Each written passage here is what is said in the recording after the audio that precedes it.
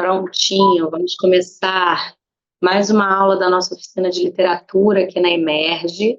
Já é a nossa terceira aula desse módulo.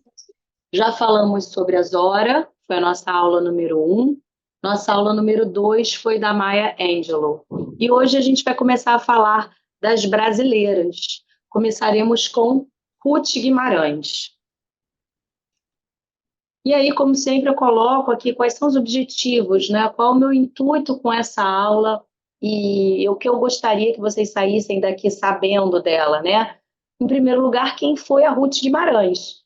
Porque foi uma mulher importantíssima para a nossa literatura e que a gente até hoje não fala muito sobre ela. Vocês vão ver a vasta produção literária dessa mulher e de como que ela, naquele momento em que ela começou a escrever, ela teve o reconhecimento, sim, da crítica e do público, mas que ao longo das décadas acabou sendo deixada um pouco de lado, né, no cânone ali literário.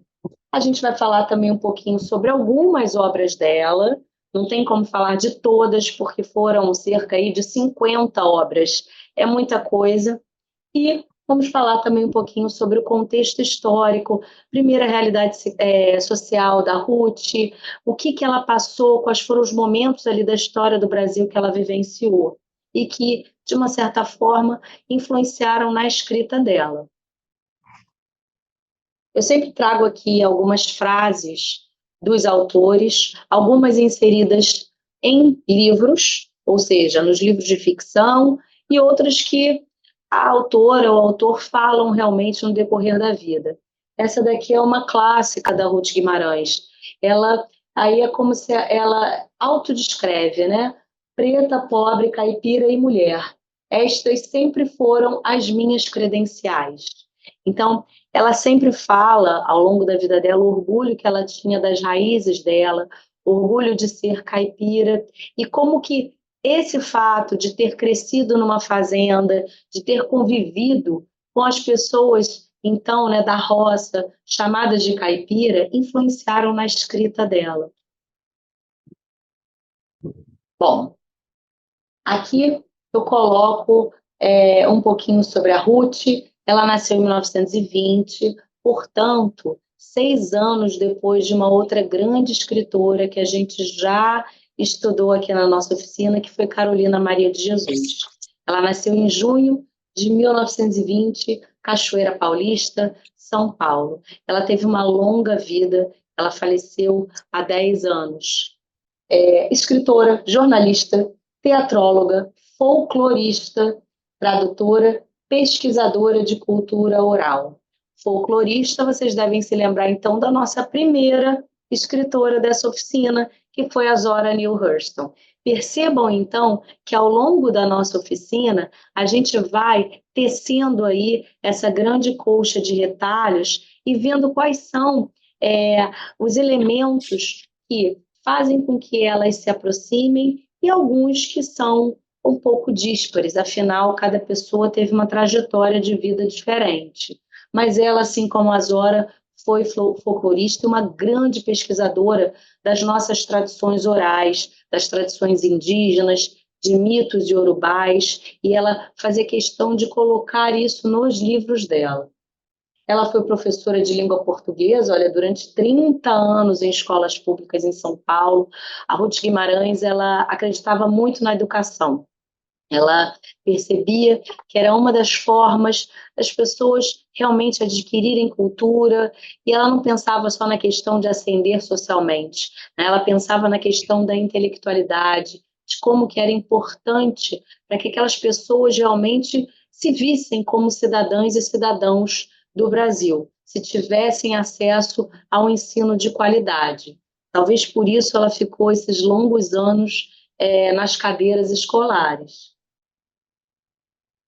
Como é que entrou a leitura na vida da Ruth Guimarães? Sempre quando eu converso com algum escritor, com alguma escritora, eu tenho essa curiosidade, porque, como eu disse, as vivências das pessoas são diferentes. Às vezes, a pessoa foi alfabetizada muito tarde, fez uma faculdade tardiamente, né, como foi o caso da Conceição Evaristo, que a gente já também estudou. Outros foram alfabetizados muito cedo. Com a Ruth Guimarães, ela começou a ter contato com a leitura por conta do pai, o Cristino. Ele lia muito. Ele lia Vitor Hugo, ele lia Eça de Queiroz e lia um grande escritor, o nosso maior escritor, que a gente também teve uma oficina dedicada só para ele, que foi Machado de Assis. E aí imagina, você tinha uma casa, vivia numa casa em que o seu pai lia muito e espalhava os livros pela sala, pelos quartos. Então, aquilo ali, obviamente, aguçava a curiosidade daquela menina, da Ruth, que tinha só 5 anos. E a gente percebe realmente o poder que um livro tem para as crianças, né? Na minha casa, com meu filho de 5 anos também, ele pega todos os livros, não só os livros infantis, mas os meus que eu estou lendo. Ele fala: Nossa, mamãe, esse livro aqui é muito grande. E aí a criança começa a despertar realmente o interesse em saber o que, que tem ali, né, de tão precioso. Como que é importante a gente contar histórias para as crianças desde cedo. E aí, quando ela tinha 5 anos, ela acabou dando um susto no pai, porque ela pegou o jornal e começou a ler, mas ler não de uma forma como aquela criança que está aprendendo ali o beabá. Ela leu de uma forma incrível para uma criança de 5 anos. Leu uma notícia ali de jornal. E aos 9, ela já leu a obra toda do Machado, porque tinha na casa dela, né? Era aquilo ali que o pai lia. Isso não quer dizer que ela tenha tido, obviamente, a maturidade de compreender toda a obra do Machado, mas é importante realmente que a gente tenha esse contato para irmos quebrando as barreiras, né? Principalmente quando a gente fala de clássicos como Machado de Assis. E aí vejam, quando ela tinha 10 anos, ela publica o primeiro versinho dela ali naquele jornal de interior, né? Que se chamava A Notícia. E era um poema Meus Avós. Ela publica sob um pseudônimo muito curioso, né? Que é anônima. Ela não coloca o nome dela. E esse poema eu acho muito importante porque ele reflete todo o carinho que ela realmente tinha com aqueles avós, com o avô e com a avó dela, que no final das contas foram realmente os responsáveis pela criação dela. Então percebam que aqui a gente também já tem um ponto semelhante com relação a Maya Angelou, da nossa aula passada, né? Que vivenciou ali aquele período de infância, né, início ali de adolescência, criada mais por quem? Pela avó paterna. Percebam como é que é importante esse alicerce, essa estrutura das matriarcas das famílias na criação dessas crianças, dessas meninas negras. Sobre o avô, em 46, no mesmo ano em que ela publica o primeiro romance, que é o Água Funda, a gente já vai falar sobre ele aqui, ela falou sobre ele em uma entrevista. Vovô implicava muito comigo, porque me pegava agarrada a pedaços de jornais lendo o que eu encontrava. Lembro que chegava a furtar os jornais das prateleiras para ler. E aí o avô, que era muito carinhoso com ela e que todo mundo chamava de velho botelho, falava: Olha, eu vou colocar essa menina aqui numa escola, uma escola que era de muito prestígio, para ela realmente se educar, aprender todas as letras. E eu acho que isso é muito também importante, essa, esse cuidado que esse homem tinha com essa criança e de ter tido a perspicácia de ver que ela, muito pequena, já gostava das letras e de incentivar uma menina, porque naquela época a gente já estudou também isso, né? Década de 20, 30, quantas foram as mulheres, né, que realmente tiveram muito estudo para além ali daquele ensino primário, para além da alfabetização. Afinal, elas eram educadas para cuidar da casa, para cuidar dos filhos, e a gente percebe que, apesar de ter sido criada no interior, numa fazenda, eles vislumbravam ali na Ruth uma menina cheia de curiosidade e que realmente seria do mundo. Aqui a gente fala um pouquinho da caipira Ruth, né? A Ruth, então, vivia nessa fazenda e ela circulava por ela, ouvindo causos das pessoas que trabalhavam ali na roça, das pessoas que com ela conviviam. Então eram histórias míticas, eram histórias de assombração, eram histórias do folclore brasileiro. E é muito curioso porque ela fala que ela tinha medo dessas histórias. À noite, às vezes, era difícil para ela dormir, mas ela falava que a curiosidade dela era maior, que ela queria continuar ouvindo aquilo. E eu acho que isso é tão importante porque vamos agora pegar para 2024 para o primeiro indígena eleito na ABL, né? Alguém de tradição oral. Ela, naquela época, em 1920 e pouco, 1930, ela já percebia a importância de se ouvir aos mais velhos e de tentar registrar aquilo, algo que ela fez com o passar dos anos. E ali ela conhece o falar caipira, o jeito de ser, mistérios da roça. E aí, segundo a filha dela, ela era caipira, orgulhosa de suas raízes. Isso, obviamente, foi um dos alicerces dela, né? Era uma das formas pelas quais ela fincava as suas raízes aqui, né? Ela era caipira, ela se auto-intitulava assim. E não de uma forma estereotipada, ou pejorativa, né? Ela também falava isso muito, né? O meu caipira, das minhas histórias, são as pessoas realmente que viviam ali na roça, não eram caipira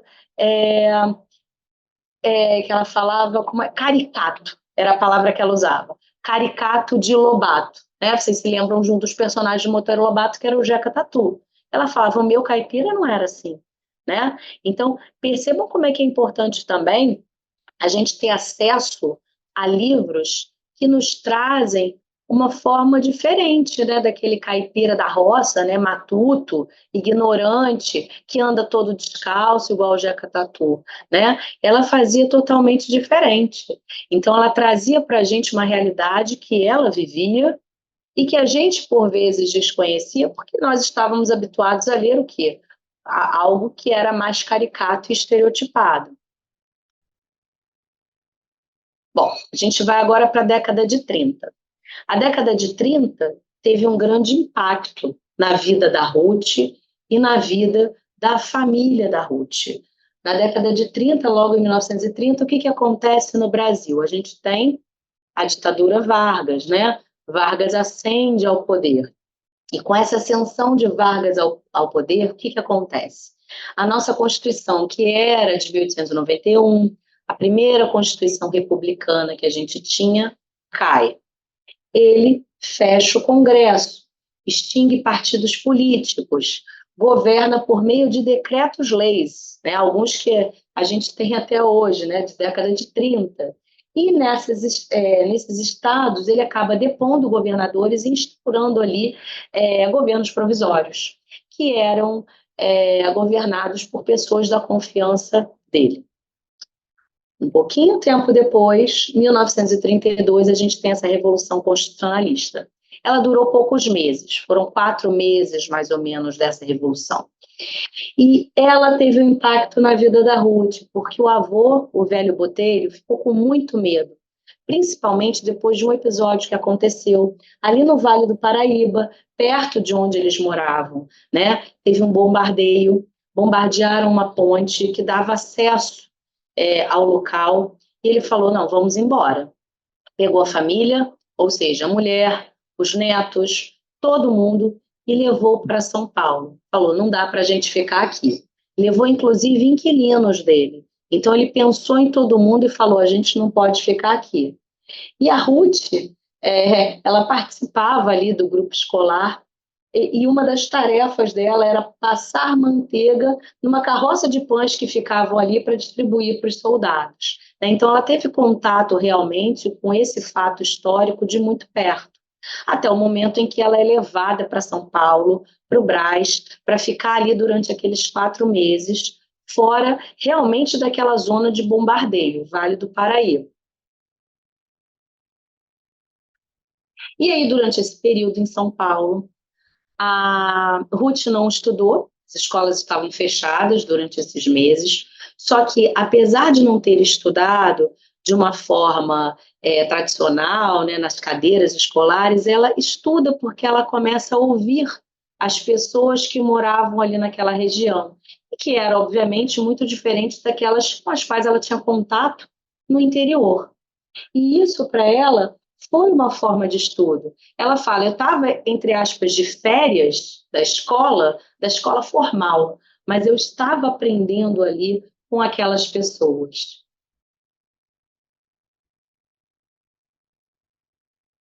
E aí, quando termina essa Revolução Constitucionalista, em novembro de 1932, eles retornam para a Cachoeira Paulista. O pai não tinha emprego, né? Obviamente, porque ficou muitos meses ali afastado. Quando ele chega, a situação realmente estava difícil. Ele, que já tinha uma inclinação à bebida, começou a beber mais. O velho Botelho não aceitou isso, colocou ele para fora de casa, falou: não, aqui dentro de casa ele não vai ficar. E aí a mulher, né, do Cristino implorou, falou: não, pai, vamos deixar ele aqui em casa, porque ele não está bem, ele está doente. Pouco tempo depois, descobriu-se que ele estava com câncer. E aí ele morre. A Ruth, então, perde o pai muito novinha. E aí, o que vai acontecer? A Ruth, a partir das coisas que ela ouvia, a gente não tem laudo médico, não tem nada documentado, mas ela diz que ela ouvia muito as histórias do pai. Pensava ela, então, que o pai poderia ser esquizofrênico e que poderia ser epilético, tá? Essas são as palavras dela. E ela diz que ela deveria também ser essa portadora do pequeno mal, como chamavam, né, antigamente a epilepsia, porque ela chegou a desmaiar algumas vezes, ela chegou a ter algumas crises, e a gente não tem nada disso documentado. Isso daqui são as palavras dela. A mãe, então, ela se casou novamente, pouco tempo depois. E aí o que aconteceu? Ao invés da mãe pegar aqueles filhos e levar com ela sai para viver a vida dela com o marido, com o novo marido.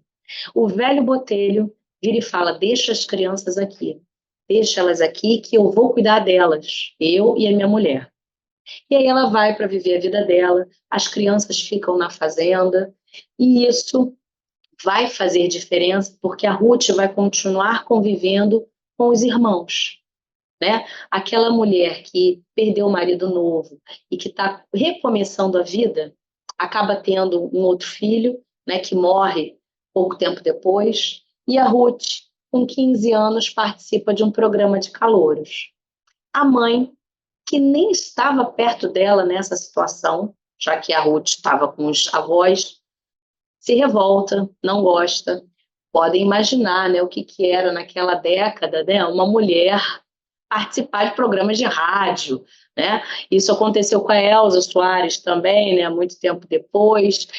Afinal, eram mulheres de vida fácil, as pessoas associavam artistas a prostitutas, e com a mãe da Ruth não foi diferente. Ela virou e falou: olha, eu prefiro te ver morta num caixão do que ter essa vida de artista de rádio. E aí a Ruth, que era muito família, e que prezava muito pela opinião da mãe, ela preferiu encaixotar aquele sonho dela de ser artista do que causar algum tipo de desconforto, eu acho, para aquela mãe. Ela preferiu deixar para lá, né?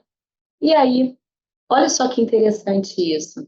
Com 15 anos, lembram que ela começou a ler muito nova. Ela lia os livros daquele cara ali, né? O Guilherme de Almeida.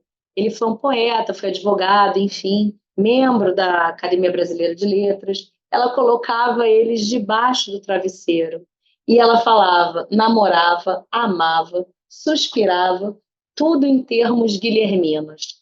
Então, aqui a gente vê a influência da literatura na vida da gente, né? De como que, quando a gente conhece algum escritor com o qual a gente se identifica, a gente acaba lendo tudo dele, dela, e acaba realmente quase que vivendo e tendo os nossos crushes literários com aqueles personagens que a gente lê, né? Vamos falar um pouquinho dos avós dela, que foram muito importantes, né? Ela vira e fala: devo dizer que eu fiquei órfã de pai e mãe muito cedo e que eu fui acolhida pelos meus avós maternos, já bem idosos. E aí o que acontece? A Ruth, muito novinha, ela conviveu com pessoas muito mais velhas do que ela, né? O velho Botelho já tinha uma certa idade quando assumiu para si a responsabilidade de cuidar daquelas crianças, e para ela era algo natural. Tanto que ela vira e fala: eu vivia na e com a velhice, sem estranhá-la, porque a meninice se adapta facilmente, né? E aí, pouco tempo depois, aos 39 anos, a mãe também fica doente. A mãe fica doente e morre logo em seguida também de câncer, assim como o pai, Cristino. Então percebam, o pai e a mãe morreram com a mesma idade, 39 anos, e do mesmo mal, que foi de câncer. E a Ruth, ela não guardava mágoas daquela mãe, né, que não ficou perto dela o tempo todo, que foi viver a vida dela. Não, ela continuou e ficou do lado dela, ajudando aquela mãe, e ficou ao lado do Vicente. O Vicente era o novo marido dela, né? Ficou do lado dela e falou: eu queria bem ao Vicente, porque ele amou a minha mãe. Então, eu acho isso de uma maturidade tão grande para uma menina de 15 anos que tinha perdido já o pai, que estava vivendo com os avós, porque a mãe moça casou novamente, foi viver a vida dela, que teve inclusive um outro filho, e ela de uma empatia tão grande naquele final de vida da mãe, ter ficado ao lado dela e ter ajudado o então marido, né, da mãe a cuidar, né, nesse momento final dela. A Ruth, então, pouco tempo depois, ela conclui os estudos dela e com 18 anos ela decide que é o momento de sair da fazenda, sair de perto dos avós que gostavam tanto dela, dos irmãos, e ir para a capital, ir para São Paulo. Na capital, não foram só flores quando ela chegou, né? Ela chegou, ela não tinha grana, ela era uma menina ainda muito humilde, ela morou num quartinho de uma casa de família, né? Um quartinho bem pequeno. E lá ela começou a disciplina dela de escrever diariamente. Então ela acordava às 6 da manhã, das 7 até às 10 ela escrevia e depois ela ia para o trabalho. Ela, logo que chegou, ela conseguiu um emprego, ela era muito inteligente, conseguiu um emprego de escriturária no começo, e o expediente dela era de meio-dia às 6. Depois melhorou e foi para esse outro emprego num laboratório. Ela era datilógrafa no laboratório. E os patrões gostavam muito, confiavam muito nela. Ela acabou ascendendo ali na empresa muito rápido e ganhando um salário muito bom, bom para que ela pudesse sair daquele quartinho e poder alugar uma casa. Isso em 1938, ou seja, com 18 anos. Ela já se virava sozinha numa cidade como São Paulo, que te engole, né? Em 1939, ela tem a audácia, a ousadia, a coragem de entregar os textos dela para um homem chamado Cid Franco. Ele leu os textos e pediu para ela um artigo sobre Machado de Assis. Vejam só, para Ruth, que desde os 9 anos sabia quem era Machado, lia sobre Machado, porque em 1939 era o centenário, né, de nascimento do Machado, e o jornal faria uma grande edição de textos, reunindo pessoas que falariam sobre a obra do Machado. Então, aquela menina de 19 anos escreveu um artigo ao lado de ninguém mais, ninguém menos que Mário de Andrade, Lúcia Miguel Pereira, que foi uma das primeiras biógrafas do Machado, e o Agripino Grieco, que era um grande crítico literário da época. Então, ela, logo nova, já teve realmente essa possibilidade de entrar em contato com pessoas tão grandiosas da nossa literatura. E aí vem a questão da máquina de escrever, né? Ela começa a trocar correspondência com o Câmara Cascudo, porque o Câmara Cascudo ele escrevia sobre folclore, e ela tinha alguns pontos de convergência com relação à obra dele folclorista. Ela era muito curiosa, eu gosto muito nisso da Ruth, que ela não tinha medo do não, né? Ela mandava os textos, ela se correspondeu com Mário de Andrade depois, né? Batia lá na porta e falava, olha, os meus textos. Então, ela era uma mulher audaciosa para aquela época. E aí começou a trocar correspondências com ele e ela tinha muitas lembranças do tempo em que ela morava na fazenda, né? Afinal, foram 18 anos nessa fazenda, ouvindo as histórias e pescando ali elementos do nosso folclore. Ela compra, então, a prestações uma máquina de escrever e começa diariamente a escrever pouco a pouco sobre as tradições orais que ela conhecia. Vejam que aos 19 anos ela tinha essa noção da importância de registrar algo que, se não fosse feito por ela, talvez se perdesse. E aí eu coloco uma outra frase dela, que tem total ligação com o que eu falei, que ela fala: minha arma é a minha máquina de escrever. Inseparável, desde muito nova. Vocês vão ver que ela escreveu até o final da vida dela. Em 1941, a Ruth quase desiste de São Paulo. Por quê? Ela tinha irmãos mais novos e ela não sabia, né, como ajudar os avós a cuidar daqueles irmãos. Ela sentia que ela tinha uma certa obrigação para com eles, né? Como é que eu vou fazer? O que eu posso fazer para ajudar? E aí ela chama dois irmãos mais velhos, né, daquela escadinha, para ficar com ela em São Paulo, né? Um deles tinha, inclusive, 16 anos, então ficou com ela. Vejam o que ela fez.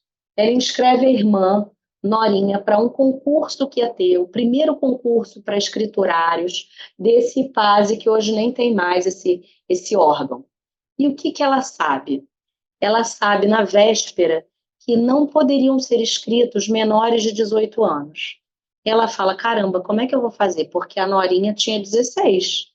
Ela vira e muda, faz uma alteração, solicita, fala, olha, eu quero trocar essa inscrição, quero ir no lugar dela.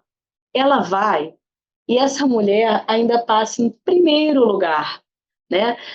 Não tem registros disso, mas eu acredito que ela não tenha tido nem tempo de se dedicar ao estudo para esse concurso. Então percebam como era uma mulher brilhante. E ela sonhava, obviamente, não só em ajudar os avós a cuidar dos irmãos, mas também em construir uma casa nova para os avós. Ela, inclusive, faz uma planta da casa nova nesse momento, porque ela percebe que ali é o lugar de raiz daquela família, né? O lugar onde a mãe e o pai acabaram falecendo, o lugar em que provavelmente os avós iriam falecer, em que ela teve toda a infância e adolescência, em que os irmãos estão ali. Então, o que ela faria para conseguir fazer com que aquele lugar ficasse na memória, fincando as raízes realmente, melhorando aquele lugar? Ela pensa em ir embora de São Paulo, mas ela logo desiste, porque em 42 ela participa com Mário de Andrade e Sérgio Buarque de Holanda, né, que escreveu Raízes do Brasil, da criação de uma sociedade paulista de escritores. Ela tinha 22 anos, gente, né? Junto de Mário de Andrade e Sérgio Buarque de Holanda. E aí essa sociedade ia se fundir com uma outra que foi criada por Jorge Amado e que viria a ser essa União Brasileira de Escritores. Tá? O Mário de Andrade tem uma história muito legal com a Ruth, né? A Ruth bateu na porta do Mário e falou, olha, eu tenho uns textos aqui para você ler. Ela estava preocupada em escrever sobre demônios no folclore brasileiro, né? Ela era folclorista. Deu para ele e ele falou, ai meu Deus, eu estou muito atarefado aqui. Mas provavelmente viu naqueles escritos algo diferenciado. E aí encaminhou a Ruth para um outro crítico, né? Vocês vão ver mais à frente a importância dele na vida da Ruth. E ao longo da vida deles, eles trocaram cartas. Mário de Andrade e a Ruth Guimarães. E eu gosto muito de algo que o Mário de Andrade falava, né? Jamais negue ajuda a uma pessoa, né? Principalmente quando você está vendo alguém como a Ruth Guimarães. Ele, naquele momento, não podia ajudá-la, mas ele encaminhou aquela menina, né, de 18, 19 anos, para um homem que também tinha experiência com folclore, ajudá-la nesse aspecto. E aí, pouco tempo depois, olha, eles acabaram juntos fundando essa sociedade brasileira, de escritores. Ela, nessa mesma época, acaba conhecendo a Ruth de Souza, nossa grande dama do teatro brasileiro, e em 42 também, nesse mesmo ano, ela contribui para essa revista, que também é uma revista muito, muito conhecida, Valquírias, no Rio de Janeiro, com textos sobre folclore.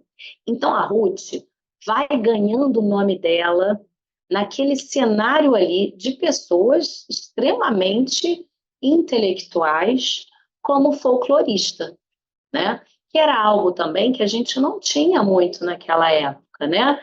A gente tinha contistas, tínhamos cronistas, né? Romancistas, e a Ruth vai abrindo o caminho dela como folclorista.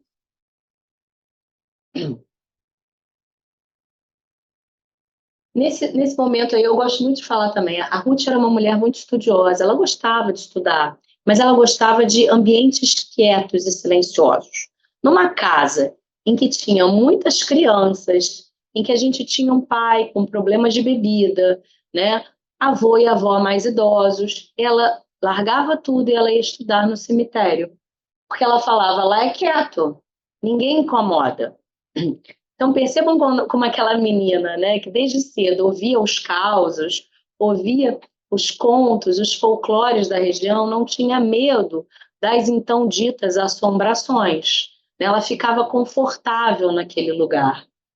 E aí, a Ruth, que lecionou por mais de 3 décadas, como eu falei, até ela se aposentar com 70 anos, ela fazia traduções de obras. E não era traduções do inglês, tipo, por exemplo, né, como rotineiramente isso acontecia, né? O Machado traduzia, por exemplo, do Shakespeare.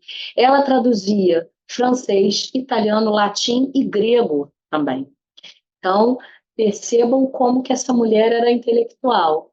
E ela tinha ali a vida dela profissional ao mesmo tempo em que ela tinha o cuidado com os filhos, o casamento, né? Naquela década de 30 e 40, né? Vocês podem imaginar como é que era o equilíbrio de pratos para aquela mulher, né? Se ela queria trabalhar fora, ela precisava também cuidar da casa.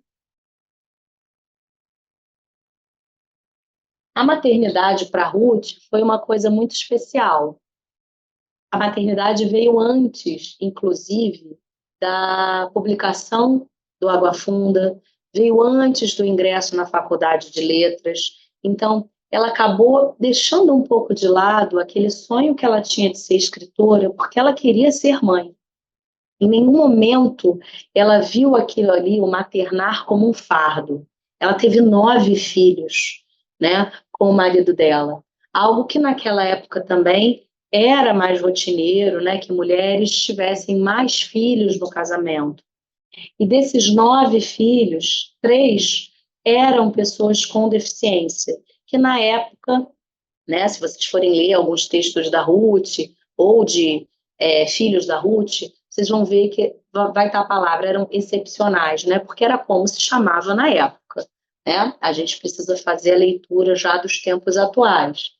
E ela amava aqueles filhos, cuidava deles com todo carinho e fez tudo para que aquelas crianças tivessem a melhor vida que ela pudesse dar, né? De uma certa forma. E 3 deles nasceram com a mesma síndrome, né? E o maior medo da Ruth era: eu não posso morrer antes deles. E eu acredito que esse seja o medo de toda mãe, né, de filho, de uma criança com deficiência tem, né? Pelo menos as mães com quem eu tenho contato sempre fala isso, né? Eu tenho medo porque se eu for embora, quem é que vai ficar com eles? Quem é que vai cuidar? E esse era o maior medo da Ruth. E ela fala: eu era a mãe deles. Eu não queria que a minha filha, a Júnia, por exemplo, ficasse com essa obrigação de cuidar deles. eu escolhi ser a mãe deles, eu sabia que eles poderiam vir, né, obviamente, né, outro filho com a mesma síndrome, mas eu escolhi ser a mãe deles. E aí, por que que a gente tem essa questão, né? Antigamente a gente tinha também isso, né? Dessa proibição do casamento entre primos. E o Zizinho, que era o grande amor da vida da Ruth, era primo de primeiro grau da Ruth, né? E aí eles acabaram se casando, não se casaram no religioso e nem se casaram no papel. Eles viviam juntos, né? Eram, como as pessoas falavam, eram amigados e tiveram uma história de amor que era calma, era tranquila. Não tive, pelo menos, acesso a nenhuma turbulência no meio desse casamento, a nenhum escândalo, a nenhuma traição, a nada. Eles se gostavam muito, muito. Eu acho muito legal falar isso também, porque naquela época, década de 40, a gente tinha uma sociedade muito mais machista do que a atual. E aquele homem, o Zizinho, ele não podava a Ruth de nenhuma forma. Muito pelo contrário, ele via aquela ambição, no sentido bom, né, da Ruth, de querer sempre ser melhor, de querer evoluir intelectualmente, e ele, que tinha deixado a escola, voltou a estudar para concluir os seus ensinos. E depois da Ruth ter se formado em letras, ele também foi para a faculdade. Então, ele queria acompanhá-la de uma certa forma, não queria ficar para trás, né? Afinal, com o que ele ia conversar com a Ruth? Ele queria estar lado a lado daquela mulher.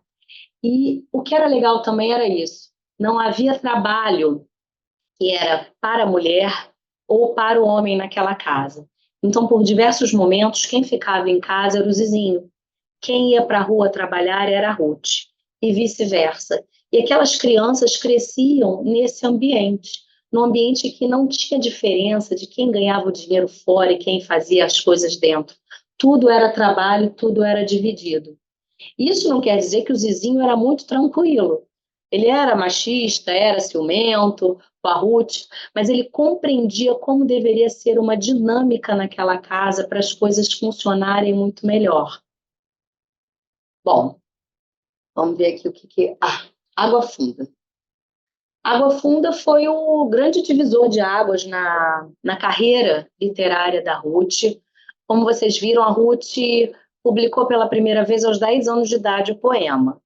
E de lá até 1946, ela ganhou, ela conquistou realmente uma notoriedade no meio acadêmico, literário, que era branco.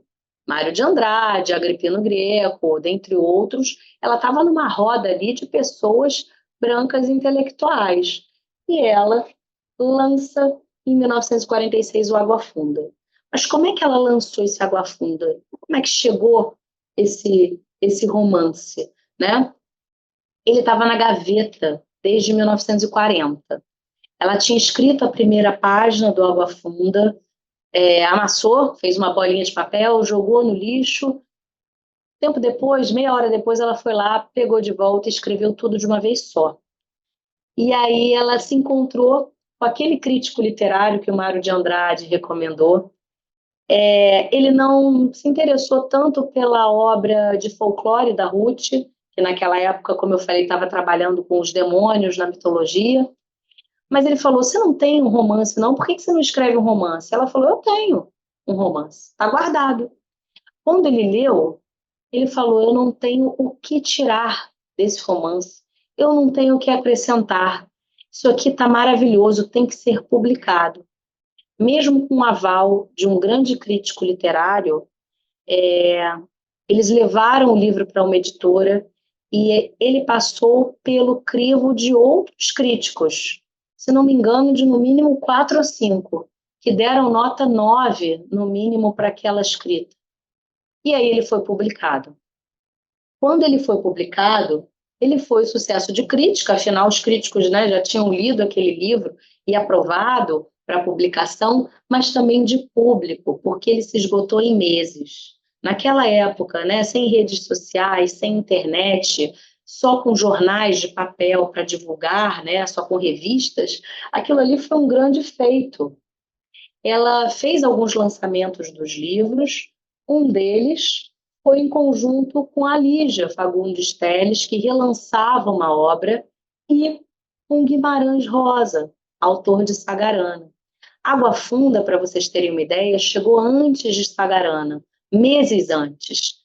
E é muito curioso como o jogo inverte no decorrer das décadas, né? Naquele momento, todos os olhos estavam em Água Funda da Ruth. Quase ninguém falava em Sagarana de Guimarães Rosa. Hoje, as pessoas conhecem mais Sagarana e Grande Sertão Veredas do que Água Funda. Rosa e Ruth foram também grandes amigos. No jornal, olha, o título da matéria era Ruth Guimarães, a revelação literária de 46.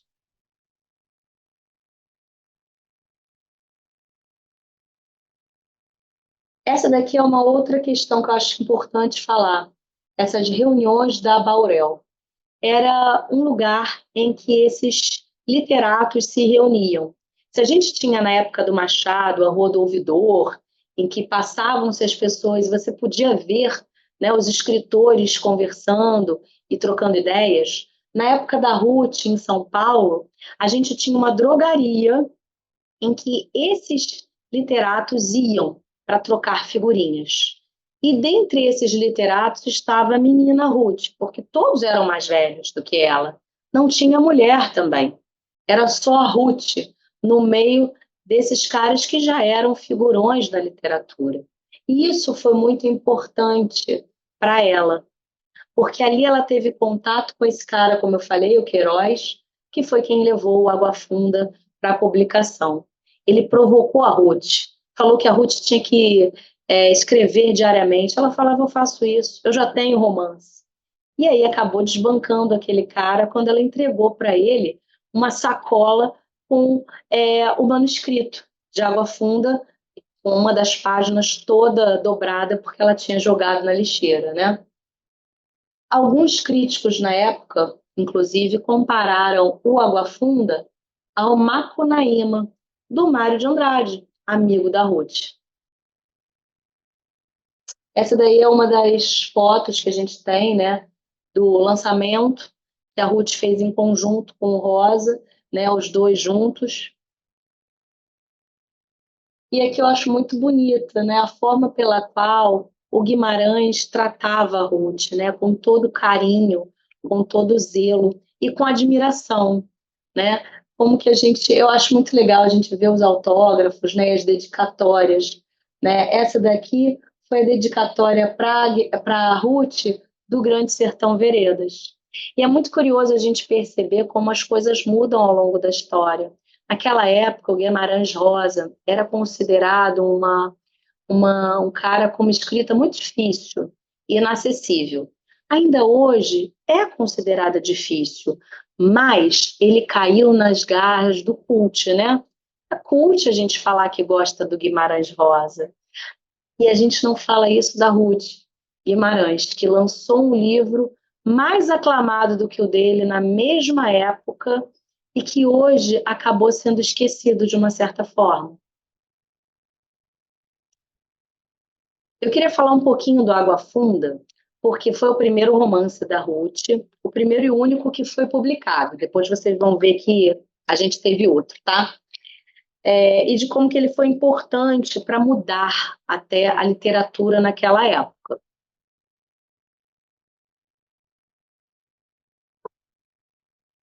O Água Funda, ele se passa todo em uma fazenda.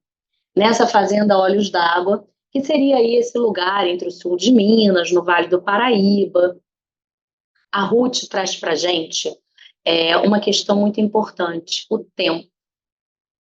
Diversos personagens vão se trocando ao longo da história. A fazenda, ela não muda, ela está ali, mas ela também está em transformação. Por quê? A Ruth começa narrando a propriedade, falando sobre a importância dela e sobre um Brasil até então escravista. Então, ela começa falando sobre essa realidade da sinhazinha, do senhor de engenho, de todos os escravizados que trabalhavam ali, e ela narra para a gente, com riqueza de detalhes, inclusive as crueldades pelas quais aquelas pessoas vivenciavam naquela fazenda. Algo que muito antes uma outra mulher fez, que foi a Maria Firmina dos Reis, né, em 1859, com Úrsula. Em 1946, quase 100 anos depois, vem o Água Funda. Ou seja, percebam aí também o lapso temporal de publicação de uma outra escritora negra. Começa essa história com o engenho, com as crueldades da Sinhá, do senhor, com as relações daquele senhor que, obviamente, eram reprováveis, com o Mucamas, inclusive, né? Ou seja, ele tinha relacionamentos fora do casamento, teve filhos. Então, a Ruth conta para a gente todo um Brasil, que a gente até bem pouco tempo não via, né? Nos livros de história. E aí a gente pula para o século XX. No século XX, o que, que acontece? A gente tinha aquela Sinhá, que era a Carolina, no romance. O senhor morreu, ela quer ter um novo casamento. Nesse meio tempo, a Gertrudes, que é a filha dela, se apaixona pelo capitão do mato. Nem preciso dizer que a Sinhá foi totalmente contra. Ela acaba fugindo com esse menino que era muito inteligente e que ia fazer faculdade de advocacia. Mas isso para a Sinhá não interessava, afinal ele não era da mesma cor e da mesma classe social que ela. E a menina decide fugir com ele. Tempos depois, essa Sinhá se apaixona por um cara que chega lá na fazenda, mas que tem a cor certa, né? Ele é branco. Ele é bem mais novo que ela, e isso já era um escândalo para a época, ela estava ali na faixa dos 40, ele dos 20 e poucos, e ele pede um trabalho para ela, como capitão do mato, porque os capitães do mato não paravam ali, né, naquela fazenda. E aí ela dá para ele esse emprego, ele é um deserdado, pai tinha nome, tinha outras terras, e ela não percebe que tem alguma coisa errada ali, né? Para o cara ter sido expulso pelo próprio pai, ter chegado ali e querer trabalhar como capitão do mato, o que está acontecendo? Ela ignora isso, se apaixona por ele, é alertada pela irmã, por outras pessoas, olha, esse cara só está querendo seu dinheiro, não vai ficar com ele, né? Mas ela acaba ficando com ele, né? Se casa e aí é convencida por ele a vender aquela fazenda. E aí a fazenda passa a ficar nas mãos de uma companhia, né? A gente tem aí a mudança, né, de Brasil escravista para o pós, que na realidade não muda muito para quem estava ali, né, para os trabalhadores, mas a Ruth faz questão de fazer essa mudança inclusive de mãos da propriedade, que sai de uma mulher para uma companhia, e ela termina essa história da Sinhá fazendo toda a decadência dela social. Ela era uma mulher, era chamada pelo nome no começo do romance, assim, a Carolina, depois passa a ser Sinhá, e depois ela vira Choquinha, porque ela acaba sendo abandonada por esse cara na estação de trem, ele leva tudo dela, ela só fica com a roupa do corpo, e ela passa a viver de favores, ela vira uma andarilha, ela não sabia fazer nada, né? Ela era uma sinhá a vida inteira. Agora, como que ela ia sobreviver? E aí a gente tem outros personagens fora a Sinhá, que é muito importante. A gente tem o casal também, uma menina que era fruto de um relacionamento entre um homem branco e uma indígena, e um rapaz, né, que se gostam. Então, todo romance de Água Funda vai girar em torno de uma propriedade, então a gente não tem muita ambiência diferente, só que a gente vê essa propriedade mudando ao decorrer do século. A gente vê como que as relações no Brasil escravista eram através da Sinhá Carolina e do senhor. A gente vai ver como vai mudar um pouquinho com a questão da modernização da fazenda, com a questão da companhia tomando para si aquele terreno e querendo, obviamente, lucrar. A gente vai ver como que a questão racial, ela fica um degrau acima do que a questão social. A Ruth traz isso tudo a partir de elementos que ela colheu quando ela estava lá na fazenda dos avós. Aqui eu coloquei tudo que eu já falei com vocês, né? E o mais importante é essa última frase aqui. Nesse livro, a gente vê tradição oral e a tradição indígena a partir desta personagem que eu falei com vocês, tá? Então, essa escravidão institucional que começa no Brasil escravista e que não termina, mesmo tendo virado o século, né? Porque começa o século XIX, depois vai para o XX, tudo permanece a mesma coisa.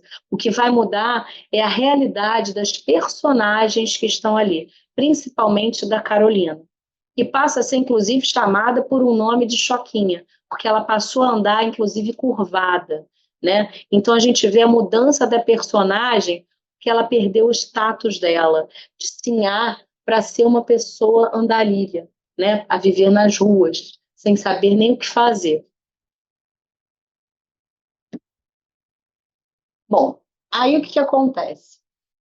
O Água Funda foi um sucesso tão grande em 1946 que em 1947 a Ruth é convidada a ingressar na USP para fazer faculdade de letras clássicas. Ela foi dispensada, inclusive, do vestibular.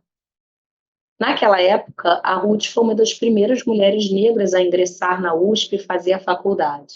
Né? Pouco tempo depois, ela fez, inclusive, uma outra faculdade, né, mais especializada em folclore. Nessa época, o que vai acontecer? A avó e o avô vão falecer, no intervalo curto de tempo também, 4 meses. Então, percebam como que a vida da Ruth tem sido de uma montanha-russa emocional, porque ela perde o pai, pouco tempo depois perde a mãe, aí tem o carinho dos avós, o acolhimento, mas vai para a cidade grande tentar a vida. Lá é difícil, mas aí ela conhece pessoas que vão ajudá-la. Ela se casa, tem filhos, filhos que precisam de mais cuidados e que aí ela precisa estar mais perto deles, deixando para lá, empurrando ali os sonhos de escrever e de fazer uma faculdade. E aí ela tem essa notícia aos 28 anos da morte dos 2 avós, com um intervalo muito curto de tempo, né? E aí, quando o avô morre, o velho Botelho, cai também a proibição de se casar com o primo. Uma proibição que não era explícita, mas o avô não queria que eles se casassem porque eles eram primos. E aí eles acabam se casando no civil, né, no cartório, em 1949. Tá? Não foi no religioso.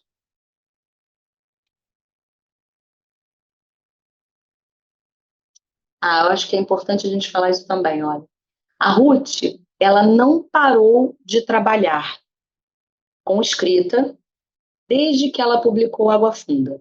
Então, ela passou a ser chamada para fazer críticas literárias, a resenhar os livros, a escrever pequenas peças sobre folclore brasileiro, tudo que foi documentado, que a gente tem aí reunido, né, em crônicas, enfim, ela estava vivendo um bom momento profissional.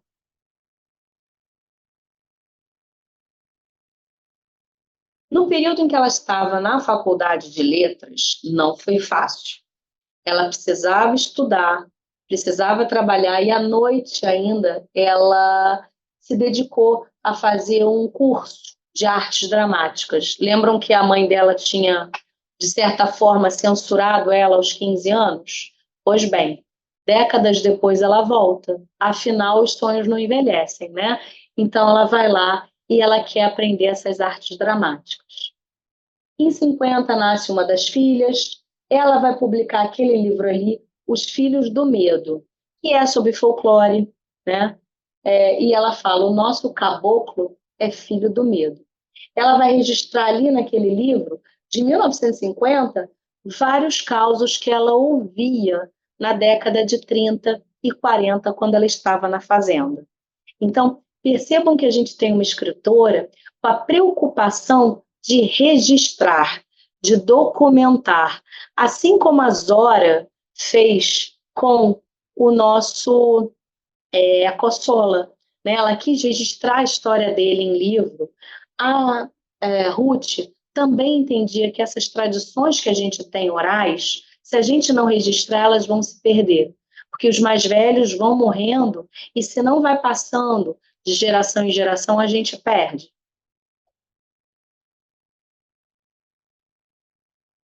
E aí a Ruth se forma em 1950.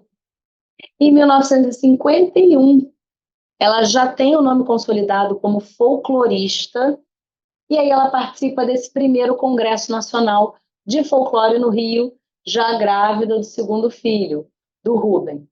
E aí aqui eu acho que é uma curiosidade bem legal, né? O diploma dela foi expedido em 53, teve demora, isso até hoje acontece, né? Quando a gente pede a expedição de diploma.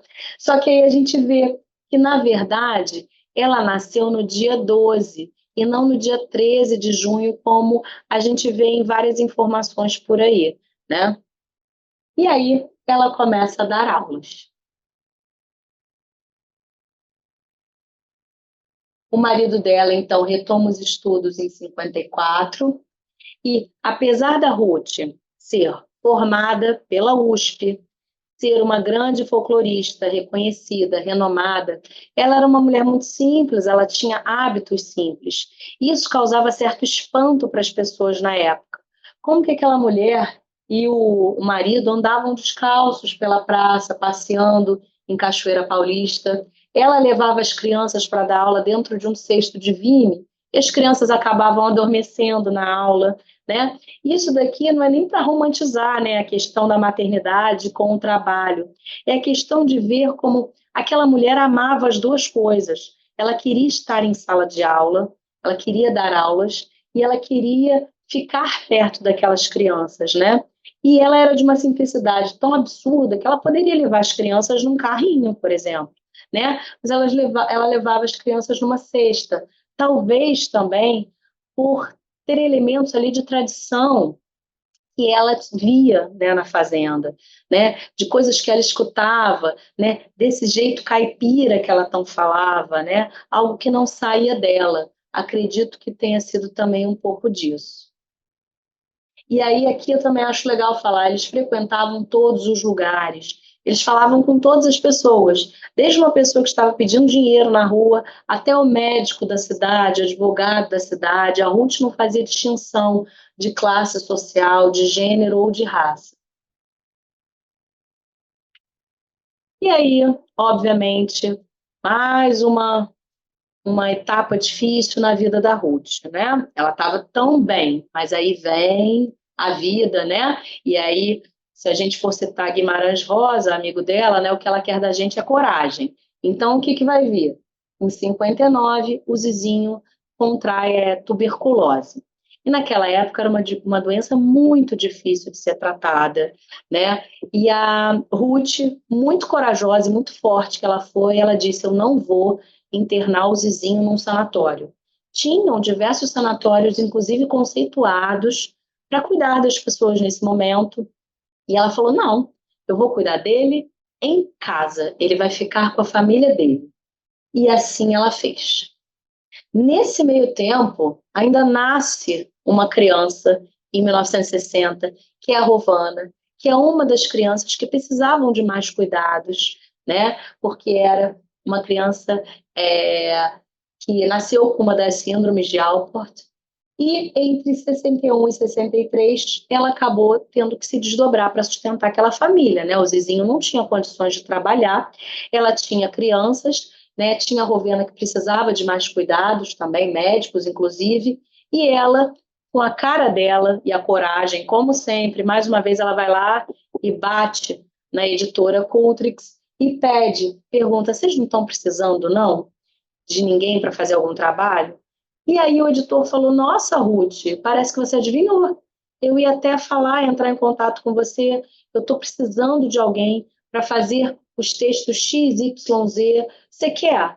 e o salário era 3 vezes maior do que o que ela ganhava como professora. E ela falou: nossa, eu vou ganhar mais e fazendo o que eu amo. Tá ótimo. Nesse meio tempo, ela fez diversas traduções e que foram publicadas, tá? Nessa década de 60. Então, ela trabalhava em casa, cuidava do Zizinho, cuidava das crianças. O Zizinho se recuperou só 5 anos depois. Então, durante esse período, como eu falei, ela escrevia em casa, e eu cito esses dois aqui: As Mães na Lenda e na História, Biografias e Líderes Religiosos. Em um período também que era difícil você coletar as referências bibliográficas, né? Agora a gente tem muito mais acesso, né? Com a internet, a questão das livrarias, inclusive, né? Pesquisas. Naquela época era muito mais difícil. E a Ruth fazia isso com maestria, fazia isso em casa. Esse livro aqui, Asno de Ouro, foi um dos livros que ela traduziu. Ela traduziu do grego. E essa tradução foi uma das que, naquela época, na década de 60, foram aclamadas pela crítica e pelo meio acadêmico. Durante a semana, então, ela trabalhava lá na Cultrix, ela pegava, então, o trem aos sábados e ia para a cachoeira. E ela, simples do jeito que ela era, ela pegava uma mesa, levava até uma mangueira e ali ela escrevia, porque ela queria ficar perto da família enquanto ela escrevia, né? Para algumas pessoas é muito interessante isso, né? Porque pensam, nossa, vai ter barulho, né? Porque as crianças não largavam dela, queriam ficar perto dela. Tem gente que só consegue escrever no silêncio, só consegue trabalhar no mais absoluto silêncio. Eu entendo a Ruth, eu gosto de trabalhar no caos. Quanto mais barulho tiver, quanto mais gente fala, para mim é melhor. Então, acho que ela era assim também, né? E aí, em 63, ela escrevia contos infantis que eram publicados. Os trabalhos não paravam de surgir para ela. E isso eu não sei como é que ela fazia, porque ela dava conta de tudo que vinha. De 63 a 66, olha, crônicas semanais. E aí, em 66, vem mais uma filha, que é a Júnia. Então, os filhos não paravam de vir. As obrigações e responsabilidades dobravam, triplicavam. E a Ruth continuava pegando trabalho.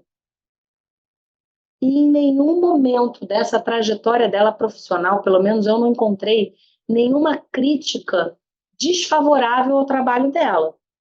Isso também é uma coisa que é importante a gente falar, né? Até porque os escritores têm os seus momentos, né? Às vezes escrevem algo que a crítica não gosta tanto, que o público gosta mais, e vice-versa, ou então que nenhum dos dois gosta, mas a produção segue. Com a Ruth, a produção seguia e não havia essa crítica negativa.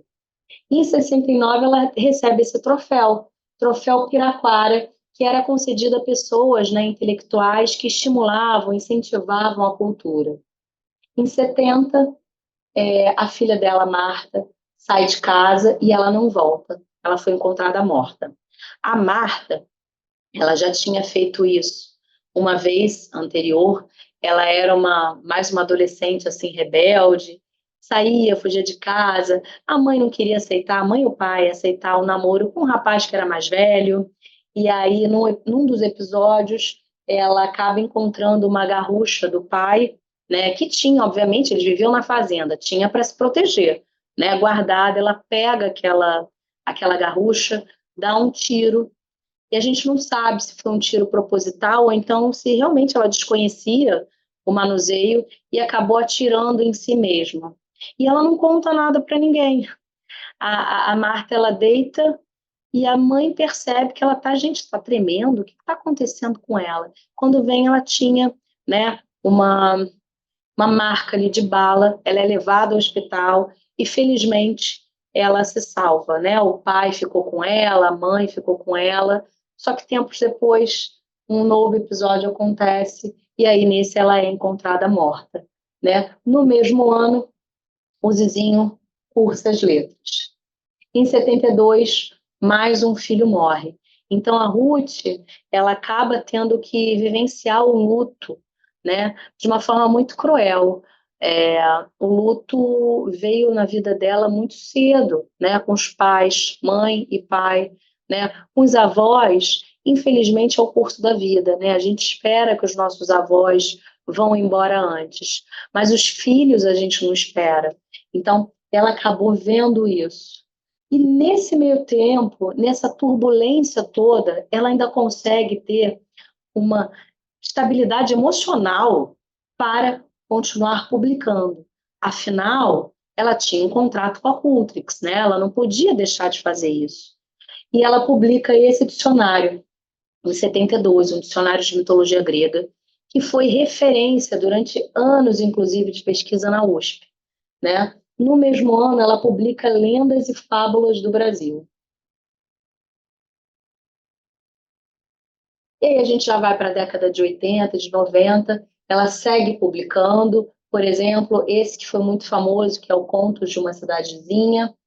Ela se aposenta finalmente quando tem 70 anos, ou seja, foi uma longa vida no magistério e para quem dá aulas para crianças e adolescentes de rede pública sabe o quanto desgastante que isso é, mas na biografia da Ruth eu vejo como que ela gostava de educar aqueles jovens, de como ela estimulava, inclusive, passeios escolares, e ela ficava responsável por levar todo mundo. E ela inventava de fazer teatro para aquelas crianças. Ela realmente era uma mulher muito iluminada. Ela nasceu para a educação. Em 96, o Zizinho, olha, mais um caso de câncer na família. Ele é diagnosticado. E, mais uma vez, a Ruth vai cuidar dele, né? Em 99, quando eles completam 50 anos de casados, eles fazem ali uma festa em família e, finalmente, a Ruth aceita se casar com o Zizinho no religioso. A Ruth não era religiosa e ela era uma mulher tão para frente do tempo dela que ela achava que isso era uma tremenda bobagem. Eu não preciso me casar no religioso com você, né? Tanta gente aí que se casa no religioso, que se casa de papel passado, que termina, olha, eles estavam juntos há 50 anos. Mas ela, para realmente também atender um pedido dele, né, que pediu durante anos para ela se casar com ele no religioso, nesse momento tão bonito, eles acabam se casando, cerimônia bem pequenininha só para a família. E ela continua se cuidando dele até o falecimento em 2001. Eu falei para vocês que a Ruth tinha um outro romance, né? Era esse aqui, Um Tal de Zé. Esse seria o segundo romance da Ruth e a gente não viu a publicação dele, porque é um romance inacabado. E aí os filhos, né, preferiram não publicá-lo e também não contratar, né, como às vezes acontece, um escritor, uma escritora para dar continuidade à escrita. Afinal, segundo eles, só a Ruth ia conseguir terminar esse livro. Então a gente não tem acesso a ele.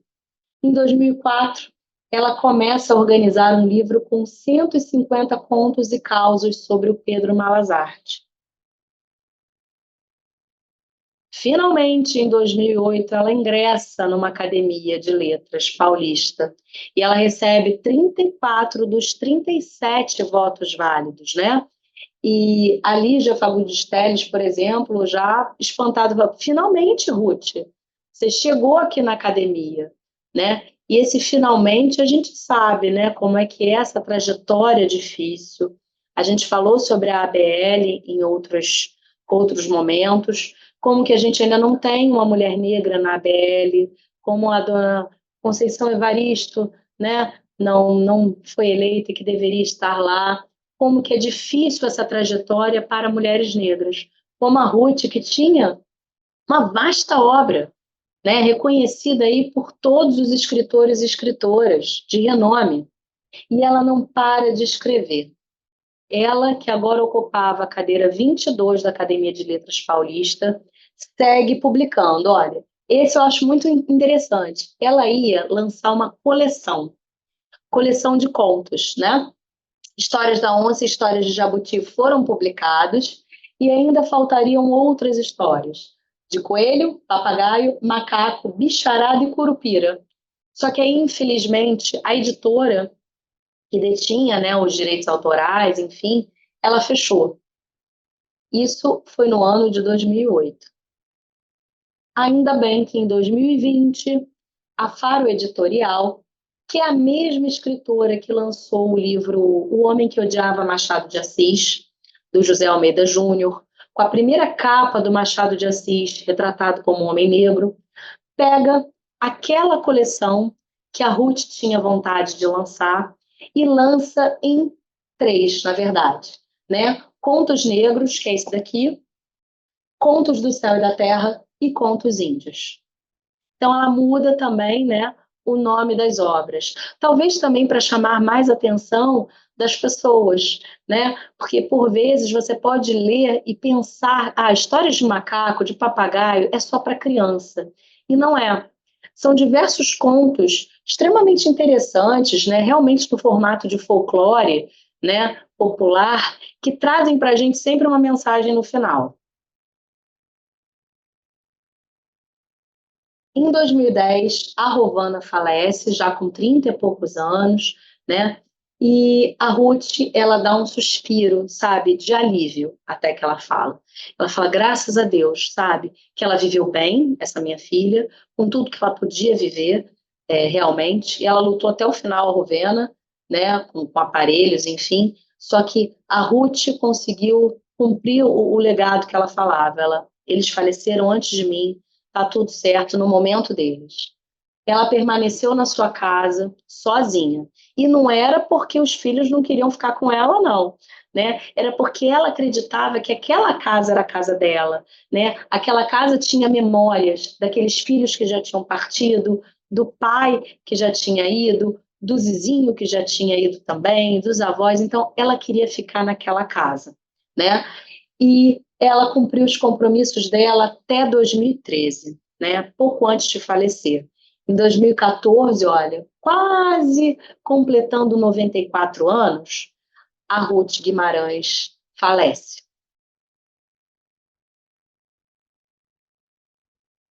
Com a morte da Ruth Guimarães, diversas pessoas prestaram homenagens para ela. Uma delas foi Antônio Cândido, que é um grande crítico literário, renomadíssimo, e que, inclusive, no lançamento de Água Funda, deu todo o destaque para essa obra. Né? O Antônio Cândido, ele admirava muito a Ruth. Eu acho muito bonita o texto que ele fala, que ele escreve sobre a Ruth para homenageá-la naquele momento, né, de passagem.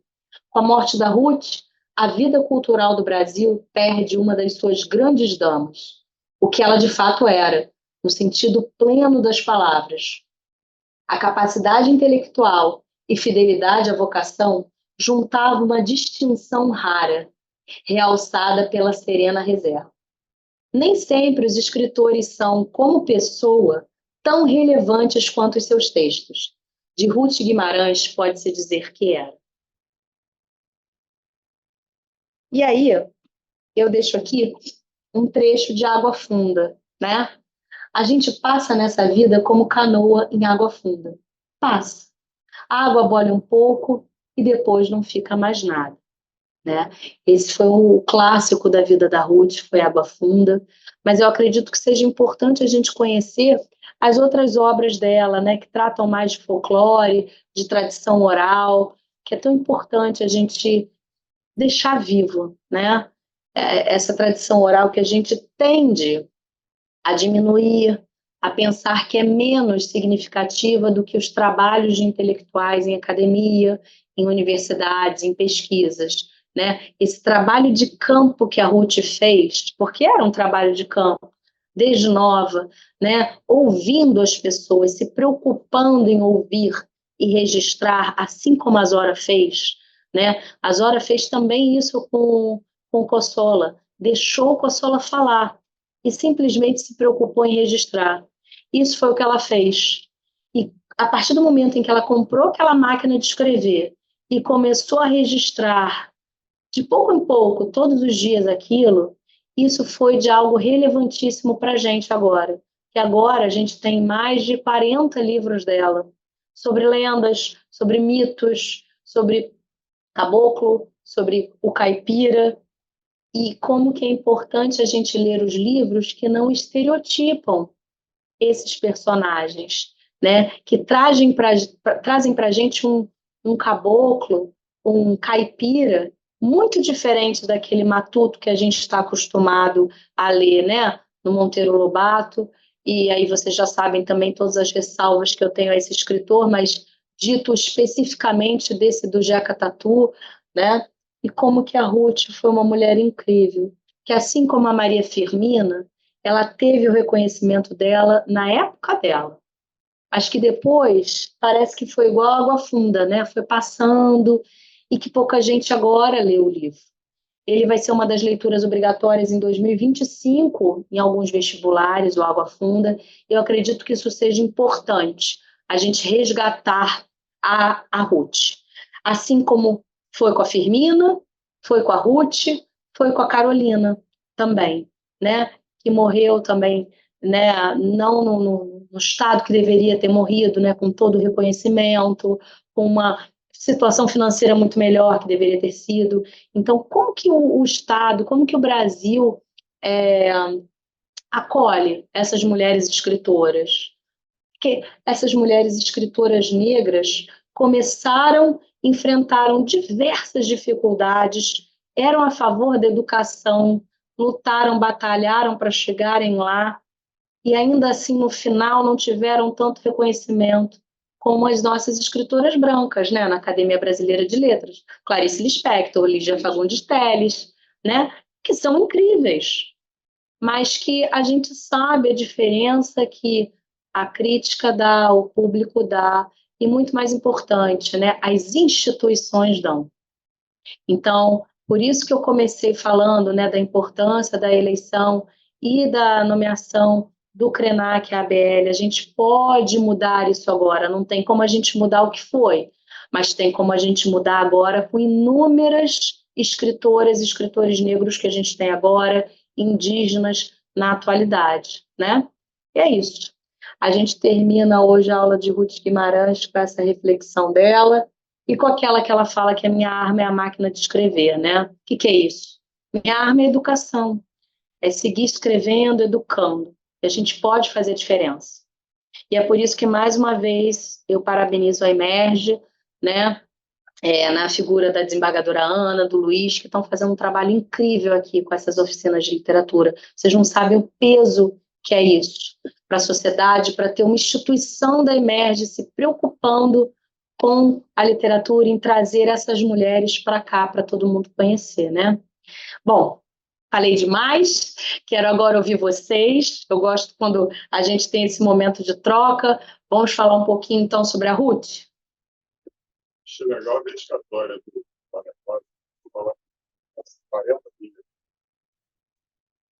O Guimarães, ele gostava muito dela, né? E eu acho isso muito bonito, né? Como é que é genuína também esse gostar, né? Porque os dois eles estavam ali na mesma época, realmente, né?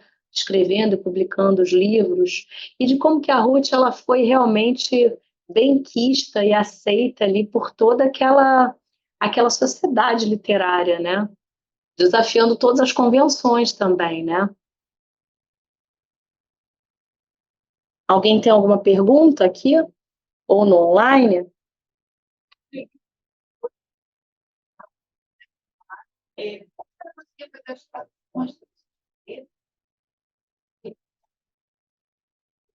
Eu também fiquei impressionada, e eu não sei como é que ela fazia. Eu realmente não sei, porque a gente não tem muita informação sobre a Ruth, né? Então, por exemplo, a gente tem essa biografia aqui dela, que eu acho ótima, porque ela foi escrita pelos filhos dela. Então, eles coletam muito material que era dela.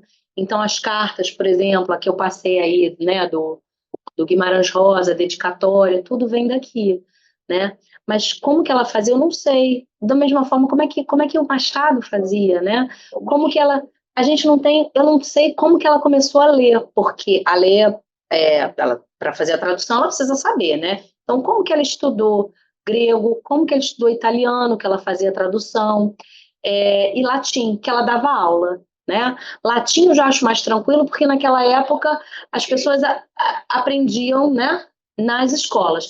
Mas grego, e italiano.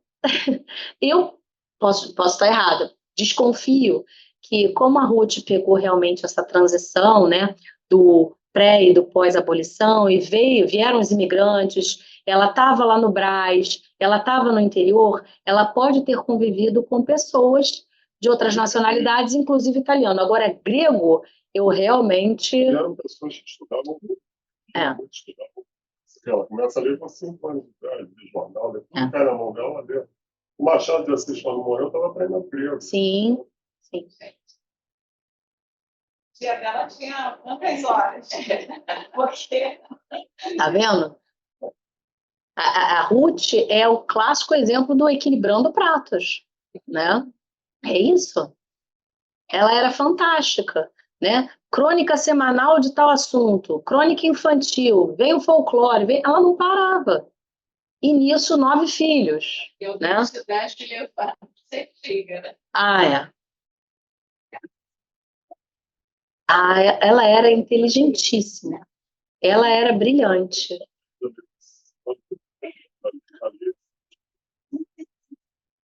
Sim. Ela também,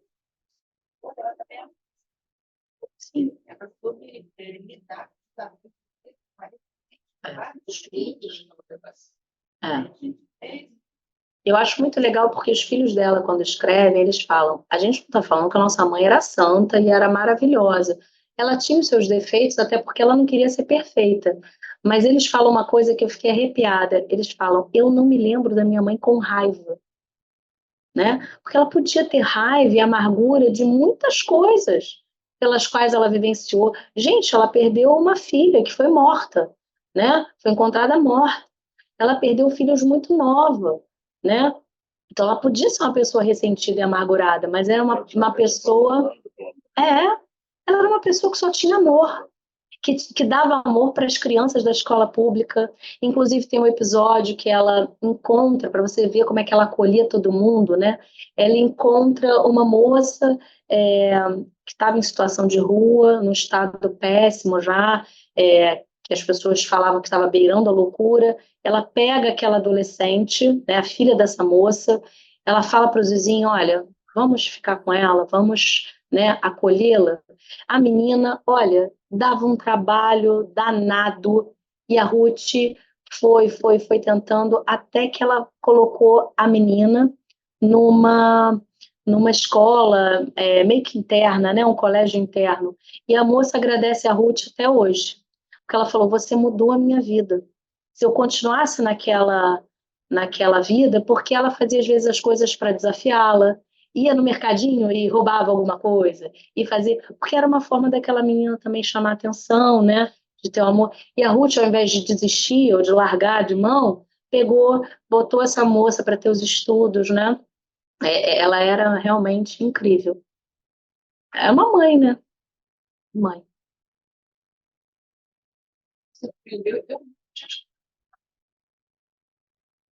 Assim, divulgação, nada sobre essa escritura, né? Então, e a gente não... Essa divulgação é inexistente. Tem visibilidade da mulher. Perfeito. Sim. Porque é uma coisa sistemática, né?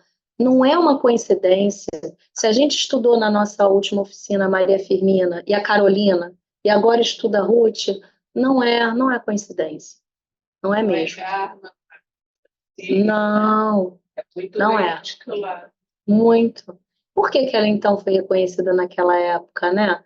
Porque ela era grandiosa. Eu fiquei arrepiada quando eu li o crítico falando: olha, eu não tinha o que tirar desse romance, nem o que pôr, estava perfeito. Para um crítico falar isso, né, é algo absurdo para uma menina, né? Ela era uma menina de 20 e poucos anos, no meio de um monte de marmanjo, né? Como que ela se impunha ali também, né? Teve uma vida totalmente ilibada, porque às vezes as pessoas também querem, né, associar ao vício ou algo de ruim, né? Não, ela teve a decadência dela por conta de A, B, C. Não tem o que falar da Ruth. Então, por que que essa mulher foi invisibilizada, né? Por que que pouco se fala dela? Isso acontece em todas as artes. Você pega, por exemplo, na Cênicas, eu acho que menos de uma década para cá que você começa a ver atores negros protagonizando. Protagonizando. Sim. Eu via muito assim, papel de empregado, de motorista. Sim. Artes plásticas. Um grande artista plástico aí. Lógico que tem. Sabe, faz sucesso. Né? Sim. De galerias. Com certeza. Mais alguma coisa, gente? Bom, se alguém quiser falar alguma coisa que está aí no online. Mas acho que hoje as pessoas estão tranquilas no online. André? Oi. Oi? Online.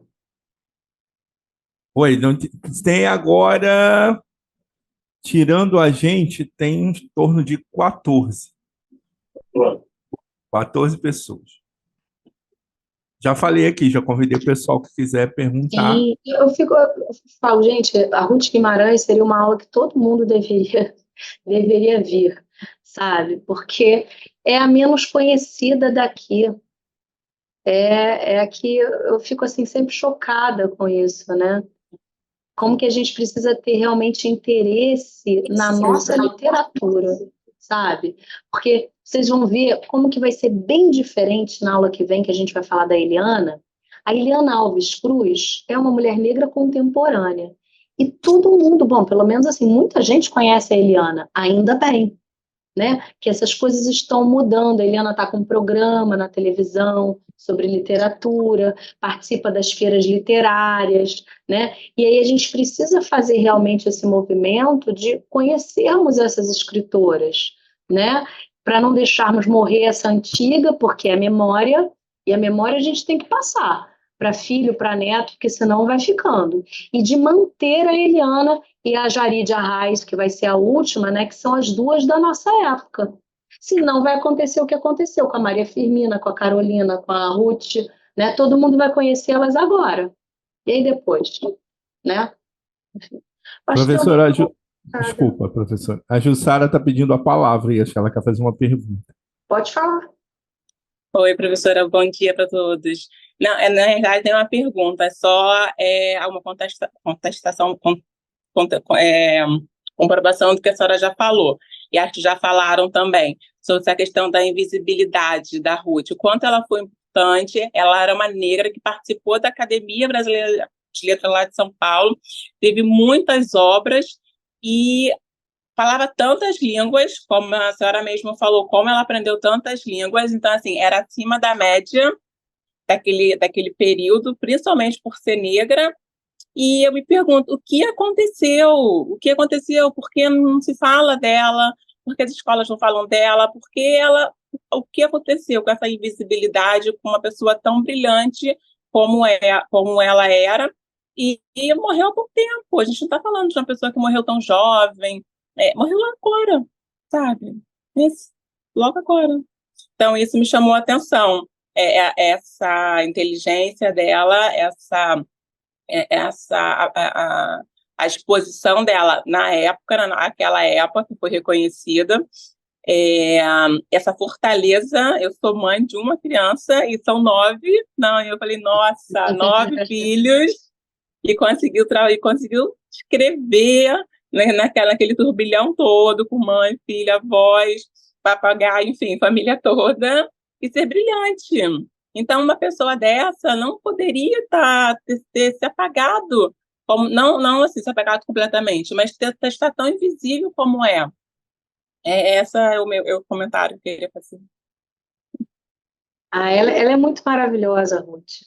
E é isso, né? Eu acho que algumas pessoas conseguem separar o autor da obra, né?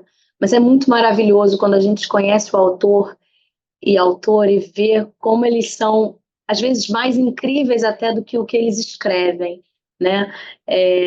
Essa trajetória de vida dela, não só dela pessoal, né? Mas como que ela foi, né? A Jussara falou que ela é mãe, né? Eu também sou mãe de um só, né? De como que a gente tem que dar conta de tanta coisa. Ela com 9, com casamento, né? Com essa questão da distância por vezes, né? E de saber que não, olha, nesse determinado momento eu preciso fazer essa faculdade, né? Vai ser melhor também para todo mundo se eu fizer essa faculdade, né? De como que ela puxa também, né? Inevitavelmente o marido que acaba falando, porra, eu tenho que fazer aqui, eu tenho que estudar, porque senão eu vou ficar para trás. Imagina, a Ruth vai querer ficar comigo, eu sem estudar, sem saber nada. Então é muito, a história dela é incrível. E é muito maravilhoso você ver como essa mulher viveu 94 anos de intensa produção acadêmica, né? De intensa produção e de como que às vezes a gente fica muito preocupado, né, também com títulos, né? Ah, ela é mestre, ah, ela é doutora, ah, ela não sei o quê. Ah, gente, a Ruth Guimarães, ela foi uma grande folclorista e é algo que a gente não dá valor também, né? Além de ser uma mulher negra, caipira, né, como ela falava, né, ou seja, da roça, ela ainda tinha isso, né? Ela se preocupava com coisas que as pessoas não davam muita importância, né? Com o folclore brasileiro, com algo que agora a gente está vendo ainda uma maior projeção, né? Mas que ainda falta muito para a gente melhorar nesse sentido, né? Se não me engano, hoje eu acho que vai ter, né, o Falas da Terra, né, mais um episódio. É muito importante a gente conhecer as nossas histórias, os nossos mitos também. Sempre fico, assim, realmente curiosa, porque tem pessoas que leem tanto sobre mitologia grega, né? E eu acho sensacional. Eu conheço muito. E aí, quando você vê, você conhece pouco dos mitos, né? Da cultura iorubá, dos mitos indígenas, né? Que tanto são importantes para a gente também, que formam o nosso povo, né? Então a Ruth fez um papel muito grandioso de catalogar essas lendas, né?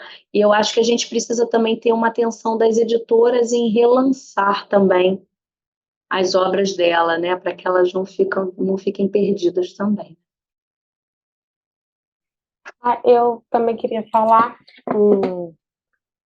Vocês estão me ouvindo? Não sei. Sim. Ah, tá. É que eu fiz letra, eu também estou assim, abismada, porque eu fiz letras, sei lá, uns 15 anos atrás. E eu nunca tinha ouvido. Eu não posso dizer que não fui assim uma aluna maravilhosa, mas eu gravei muitos autores, né, que os professores falavam, que eram grandes e tal. E eu nunca ouvi falar dela. Eu nunca ouvi falar dela. Aí, no mesmo momento, eu fiz o link, né? A gente também, na academia, praticamente naquela época, só tinha professores, quase muitos homens brancos e tal, que fazem um recorte ali acho que assim, permeado um pouco por machismo e racismo, né? Não tem como fugir disso quando você não tem representatividade, né?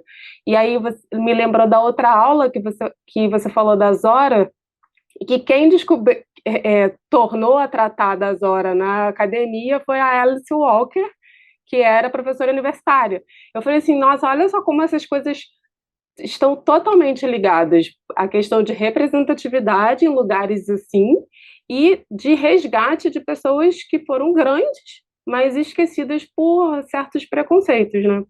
Então, assim, adorei ouvir dela, já procurei um monte de livro aqui, queria saber qual que você indicaria para começar a leitura, porque eu já tô doida para começar um livro dela. É isso. Essa questão da representatividade é uma coisa muito importante, né? A gente sempre bate isso na tecla, né, nas instituições, de como que muda realmente, inclusive, a bibliografia de um curso, de como que é importante você ter acesso ao material, né? Se você fez letras há 15 anos, você, olha aí, pegou várias coisas na vida da Ruth, né? E pode ter pegado aí o período até do falecimento dela, né? Que foi em 2014. Como é que a gente não fala sobre isso?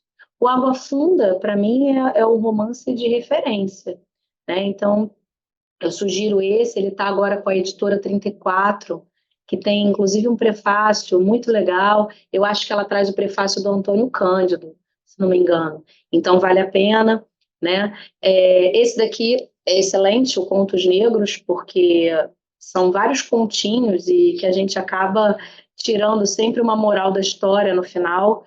Vale muito a pena. O Contos Índios também, todos os 3 que eu trouxe ali, são fáceis de você encontrar. Os outros, lendas e fábulas, por exemplo, você vai achar em sebos, né? E aí, às vezes, o valor é um pouco maior, né? É mais inacessível. Esses daqui, por exemplo, acho que são uma boa porta de entrada da Ruth.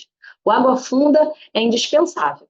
Eu acho que é o primeiro. Para você começar, começa no Água Funda, que vai ser um bom caminho. Até porque vai ser uma leitura também do vestibular de 2025, as pessoas vão começar a falar mais sobre ele, espero, né?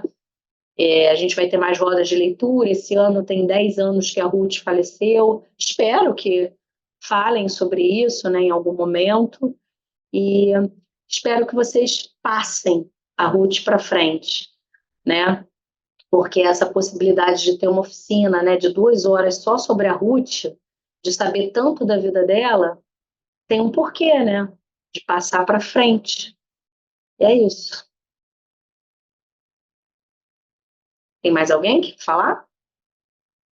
Foi secretária de cultura também. Sim, sim. Isso daí já nos períodos finais, né? Na fase já mais madura. Foi secretária. Ela estava sempre associada à cultura de alguma forma, né? Por isso até que ela ganhou esse troféu, né? Essa questão dela com as crianças na escola pública eu acho fenomenal. Porque normalmente, né, os professores eles estão cansados, né? E você liderar um passeio com uma turminha dessas não é moleza. Não é. Sempre quando eu vejo assim os professores em passeios, eu falo, gente, olha, abençoados. Porque é você cuidar de uma trupe que, poxa, também está descobrindo tudo, que às vezes está indo no teatro pela primeira vez, e que, ao contrário também de que muitas pessoas de elite ficam falando, né? Tudo bando sem educação, são extremamente comportados. Presta atenção em tudo, porque eu fico só observando, né? E eu fico ouvindo, assim, às vezes, eu falo, ai, meu Deus, que maravilha, né? Fazem as considerações das peças, de exposição, de feira literária, isso é muito importante. E ela ter, assim, ainda energia, além do que ela tinha que fazer, né, no trabalho, ali no magistério, ainda falar, não, vamos fazer esse passeio, vamos fazer isso aqui, eu acho isso admirável, é incrível. É incrível. Acho que é isso então, né, gente? Bom, terminamos a Ruth Guimarães. Na aula que vem, a gente vai falar sobre Eliana Alves Cruz. Agora, prestem atenção, porque na aula que vem não vai ser na terça, tá? Por conta do feriado, tá? Então, vai ser na quinta-feira. Não se esqueçam, tá? Vai ser Eliana Alves Cruz, autora contemporânea de diversos livros, dentre eles O Crime do Cais do Valongo, Água de Barrela, Solitária e Nada Digo de Ti que em Ti Não Veja, tá? Já dou a dica aí desses livros aí para vocês, porque às vezes tem promoção, às vezes vocês estão aí numa livraria, valem muito a pena. Vamos falar sobre a Eliana, beleza? Então, um bom dia para vocês e que a Ruth inspire a gente mais e mais sempre, tá bom? Até a próxima, até quinta-feira que vem.